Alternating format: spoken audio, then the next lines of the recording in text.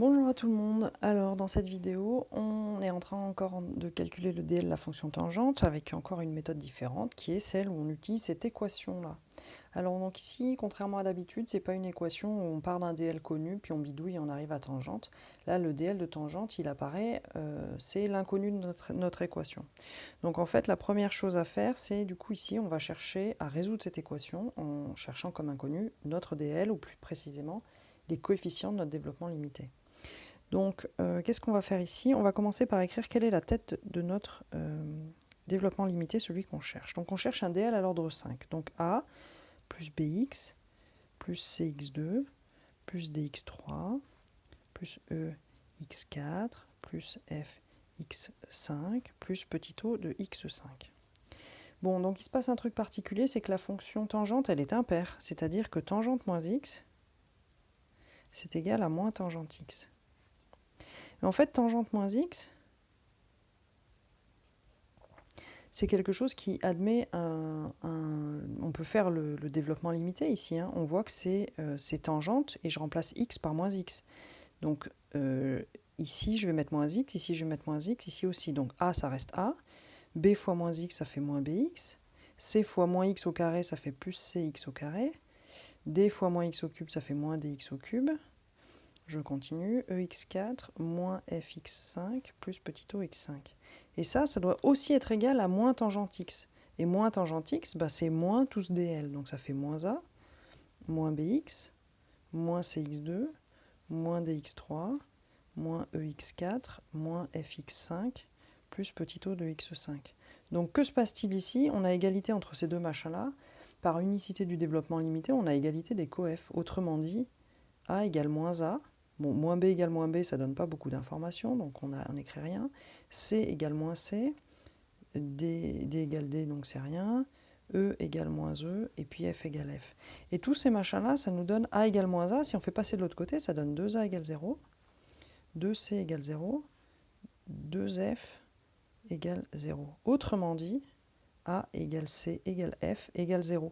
Autrement dit, tous les termes d'ordre pair sont nuls. Donc la fonction tangente étant une fonction impaire, il n'y a que 3 éléments dans son développement limité, c'est-à-dire bx plus dx3 plus f x5 plus petit o de x5.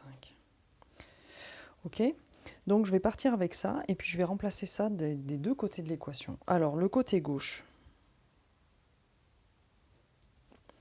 tangente prime de x. Alors tangente prime, bah, je vais dériver le développement limité. Hein, le dl de la dérivée, c'est la dérivée du dl. Donc je dérive b plus 3dx2 plus 5f x4 plus petit o de x4. Ça, c'est pour le côté gauche. Pour le côté droit, comme je vais identifier, le côté droit, je peux l'écrire à l'ordre 4. Ça me suffit du coup. Donc, allons-y. 1 plus tangente carrée. Qu'est-ce que ça vaut? Ça fait 1 plus bx plus dx3 plus fx5 plus petit o x5 au carré. Donc ça, je développe 1 plus, alors ça va me faire les carrés successifs, sauf que comme je vais identifier sur un truc à l'ordre 4, je peux m'arrêter à l'ordre 4. Hop. Donc ici, b de x2, le premier carré. Ce deuxième carré, il est à l'ordre 6, il saute. Celui-là, il est à l'ordre 10, il saute. Les doubles produits, là, on en a un à l'ordre 4, plus 2bd x4. Ça, c'est un double produit à l'ordre 6, il saute. Ça, à l'ordre 8, il saute aussi. Donc finalement, on n'a rien d'autre, en fait, dans le développement du carré. Et puis, on a dit, il suffit de s'arrêter à l'ordre 4. Et donc, c'est parti. Maintenant, ça, c'était la gauche de l'équation. Ça, c'est la droite de l'équation. J'écris qu'il y a égalité entre les deux. Donc, b plus 3d x2 plus 5f x4 plus petit o de x4, c'est égal à 1 plus bx2 plus 2bd x4 plus petit o de x4. Bon, bah maintenant, j'identifie 2 dl sont égaux par unicité du dl, si et seulement si tous les coefs des polynômes sont égaux. Donc ça me dit pour l'ordre 0 que b égale 1. Pour le deuxième morceau que 3d égale égale B.